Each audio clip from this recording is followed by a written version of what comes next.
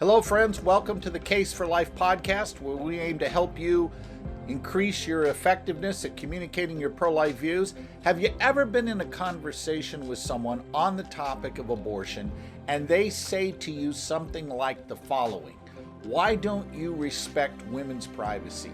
How come you don't trust women to make their own personal decisions? Why do you want to force your moral views on others who might disagree?" Chances are you've heard that a lot. Today I want to talk about how you can respond with 3 very simple words that will change the entire dynamic of the conversation.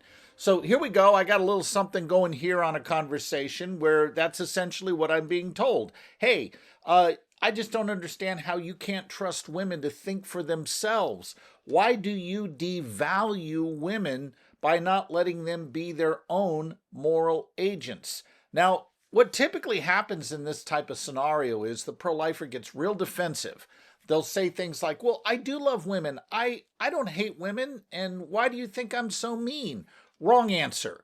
What you really want to do is change the entire dynamic of what's going on in this conversation and bring the issue back to what really matters. Remember, people love to change the topic when it comes to abortion. They'll talk about choice, privacy, trusting women, economic hardship, and on and on and on, all of which are completely beside the point. Would any of your friends give those reasons for killing 2-year-olds or 5-year-olds? Of course not. So the real issue here is not whether we're talking about choice, privacy, or trusting people. The real issue is what's being killed in abortion. Can we kill the unborn? The answer is yes. If. If what? If the unborn are not human. But so many people today don't want to tackle that issue. They believe it's beyond answering. They'll say things like, "Well, we can't give an answer. That's a religious question." No, the question of what kind of thing the unborn is actually an empirical question. And we don't turn to the Bible to answer it. We don't turn to philosophy to answer it. We turn to the science of embryology. So how can you use 3 simple words to get back to the one question that really matters in the abortion debate, which is not privacy, not trusting women, not forcing one's morality? None of those things are the issue. The 3 words you want to learn to use are these: I agree if. If what? If the unborn aren't human. So let's just take a conversation here. I still am very surprised that you devalue women and don't trust them to make their own moral judgments. That's the comment that's been put to me. So here's how I replied. I said, "You know what? I agree if. I agree with you completely that I am forcing my views on others. I agree with you that I am unjustly failing to trust women for making their own moral decisions. I agree with you that pro-lifers like me ought to butt out of this issue. I agree. If. If what? If the unborn are not human. Because this debate is not about who loves women and who hates them. It's not about who values women and who doesn't. It's not about whether I like privacy or not. It's about what is the unborn. Can we kill the unborn? The answer is yes. If. If what? If the unborn aren't human. But I need you to make an argument that they're not human, not merely assume that they're not human. And this is what people love to do. They don't want to actually come out and argue. They don't want to step up and say, "Here are my sources that prove the unborn are not human beings." They want to ignore that question and say it doesn't matter. Or they simply want to assume, as is being done here in this conversation, they simply want to assume the unborn are not human without having to do the hard work of arguing that way. You can't let people get away with that. So what you want to do, whenever you hear somebody bring up choice, privacy, trusting women, I want you to look at the person. Don't be snarky, but do look at them and very directly and firmly say, "I agree. You're right. I agree. We shouldn't impose our morality. I agree. We should trust women to make their own personal decisions. I agree if. If what? If the unborn are not human. but I need you to argue that, not merely assert it or assume it.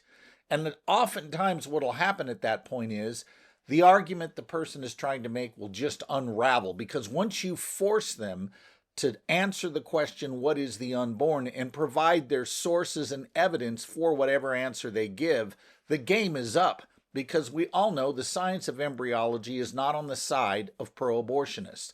It's on the side of those who say it's wrong to intentionally kill an innocent human being in the womb.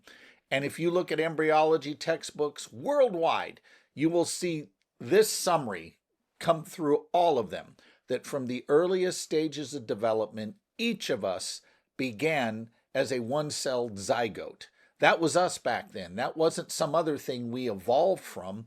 That was us. In fact, this has been clear for so long that even Dr. Alan Guttmacher, in his 1933 book, Life in the Making, and you may remember Dr. Guttmacher became the head of Planned Parenthood, and he's the namesake for the Guttmacher Institute, that is a very pro-abortion think tank. Well, Guttmacher himself, who supported abortion, said in his book, Life in the Making, that this is so simple and evident, it's surprising that anyone would question it. Now, that's not a pro-life source, that's a pro-abortion source, but we can go further. A journal article in California Medicine, a peer-reviewed journal that supports abortion, was very clear in 1970 that only those who are using crafty language and trickery can deny that the unborn are human from the point of fertilization. In fact, they go on to say, this is a fact that everyone knows, that life is continuous from fertilization till natural death, and the only reason we can deny this is if we come up with some kind of language subterfuge to disguise what we're really arguing. It's only by trickery and sleight of hand that anyone can pretend to deny this. And so whenever we're in conversation with people, we want to always bring them back to what is the unborn. The abortion debate is not about choice. It's not about privacy. It's not about trusting women. How do we know this? Because nobody argues that way when it comes to taking the lives of other human beings. They only argue that way with the unborn because they assume, without argument, the unborn are not human. Remember what we have said many times on this show. Syllogism, syllogism, syllogism. The pro-life argument ultimately comes down to whether our formal case is valid or invalid, sound or unsound. Everything else is just a distraction. So our formal case is this. Here's our syllogism. Premise 1, it's wrong to intentionally kill an innocent human being. Premise 2, abortion intentionally kills an innocent human being. Conclusion, therefore abortion is wrong. Now look, that argument could be wrong. We don't pretend that we're beyond being mistaken, but we're not going to surrender that argument without a fight. You're going to have to show me where the conclusion doesn't follow, or you're going to have to show me where one or more of those premises is wrong, untrue. Outside of that, my argument stands. It won't work to simply assert a word like choice, assert a word like privacy, or claiming I don't trust women. Maybe I do, or maybe I don't trust women. Maybe I do, or maybe I don't devalue them. How does that have any relevance on the validity or soundness of the argument I am making? Remember, arguments stand or fall apart from the people making them. Make people debate the question, what is the unborn? And if they aren't prepared to do that, they're really not prepared to enter the discussion in any kind of intellectually honest fashion. They're just going to be asserting their own platitudes, their own opinions that are vacuous and have no support behind them. So when I get people who turn on me and say, hey, you don't value women, you don't trust them, you have a very low view and you don't esteem them much. Okay, let's say I'm that bad. How does it follow my argument is wrong? And how does it prove the unborn aren't human? Suppose I'm bad. Could the unborn still be human even if I'm a jerk? And the answer is yes, because the argument is based on its merits, not the person making it. And this is something you always need to keep in mind. I'd say close to 90% of all abortion discussions I get in have nothing to do with the act of abortion or the target of abortion. They all get personalized. And this is something that political leftists love to do. People on the left make everything personal. It's all about the politics of personal destruction. They try to defeat your argument by destroying you with an ad hominem personal attack. Hey, listen, I'll admit it. I'll just say, hey, I'm a bad dude. Could a bad dude still make a good argument? And the answer is yes, because that argument stands or falls on its merits. When you engage people, it is vitally important that you stick to the one question that really matters. What is the unborn? If you allow yourself to get taken off that, if you follow a rabbit trail, get off on a detour that has something to do with you and not the argument you're making, you're already losing. Don't do that. Stick to the one issue. And 3 words that will help you do that is when they attack you for being intolerant, not caring, not valuing women, you can just look at them and say, I agree. If I agree with you, there should be no restrictions on abortion. I agree with you, our laws should permit it through all 9 months of pregnancy. I agree if. If what? If the unborn are not human.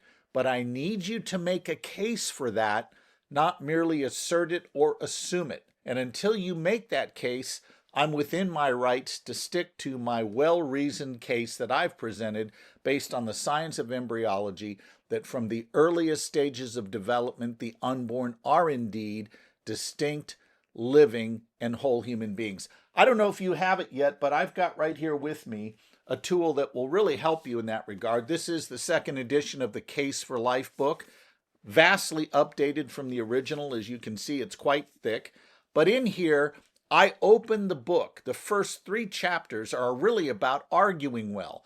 We don't even start talking about abortion directly until somewhere in the middle of the 3rd chapter. And here's why. Because we want to give you the tools of thought that will help you navigate conversations where people want to change the subject. And it's vital you not let them do it. And the book will help you do that. You can certainly get this at scottklusendorf.com or caseforlife.com. We'd love to send you a copy of the book if you haven't ordered one already. We even have a few signed copies left, I believe, and we'll get those out to you. But it's vital you know how to stick to the very narrow question, what is the unborn? Do not let people take you off message. Stick to the point, and you'll be just fine in your next conversation. Thanks for joining us today. I hope you'll visit our social media sites and like us there. Spread the word about this podcast if it's been a help to you, and we'll continue helping you be an engaged pro-lifer throughout the series that we do here. Thanks for joining us. I'll see you next episode.